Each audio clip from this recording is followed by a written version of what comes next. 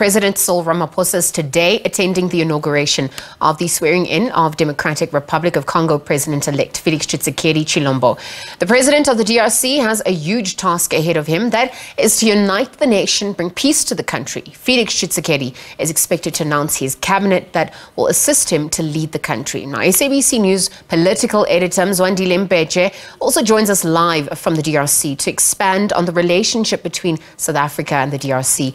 Mzwai, good afternoon and thanks for your time at this hour. Given your vantage point and what is transpiring, walk us through what's happening on your end. What's the turnout also looking like?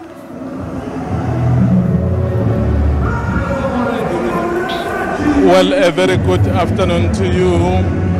As you correctly say, this is a great moment for this country.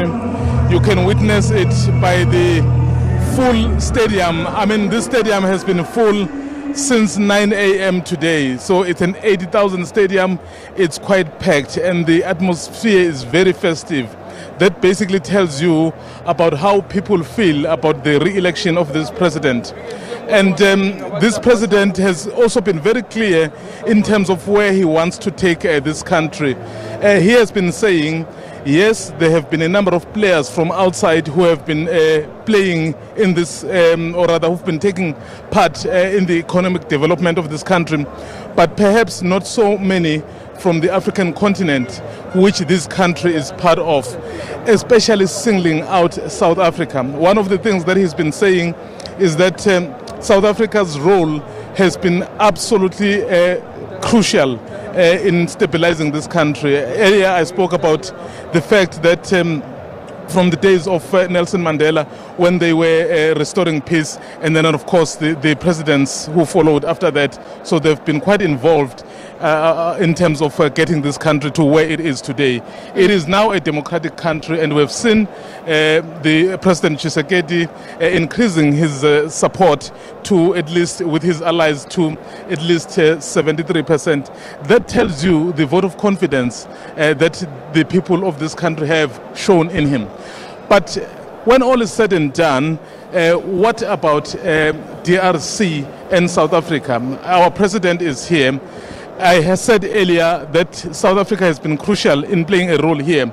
In fact, one of those roles that you would know about is that the SADC military intervention team is taking over in the east of the DRC, where there are still conflicts. And that team is by and large led by South Africa, because South Africa has been involved.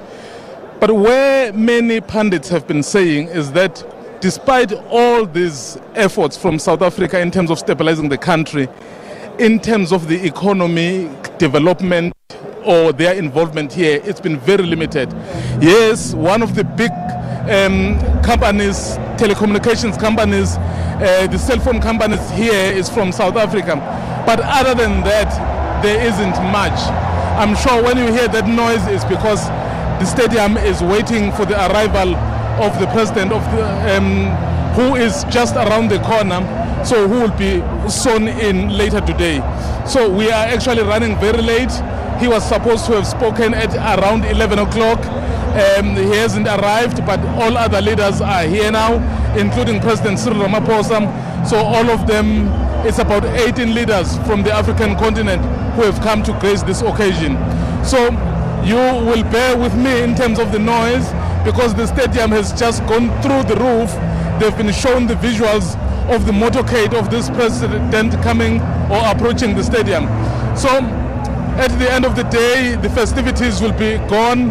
But in terms of the development of this country, in terms of South Africa playing a role, it's something that the leaders, in fact, and other leaders who are here will have to look at quite closely.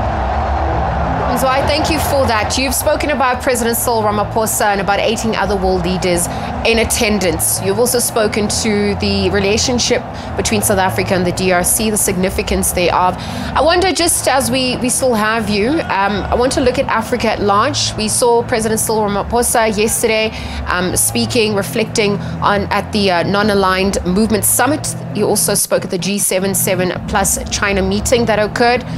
What are some of those sentiments that were echoed? I wonder, in relation to Africa exerting its agency in the shifting geopolitical landscape, what's emerging on that front?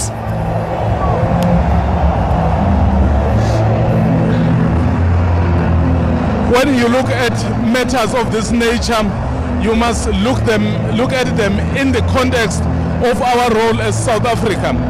Just last week, South Africa played not only a role that was commended by Africa alone, a role that was commended by the international community.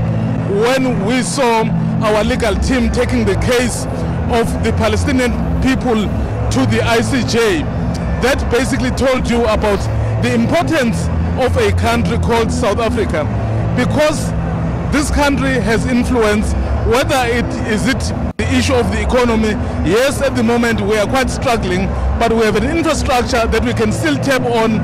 We have the know-how that we can be able to export to other countries, and we have the influence that other countries listen to. That is why I'm making the example of the ICJ last week in The Hague. So what that tells you is that South Africa, and then of course together with other African countries, they can be able to shape where the direction of the continent need to go to.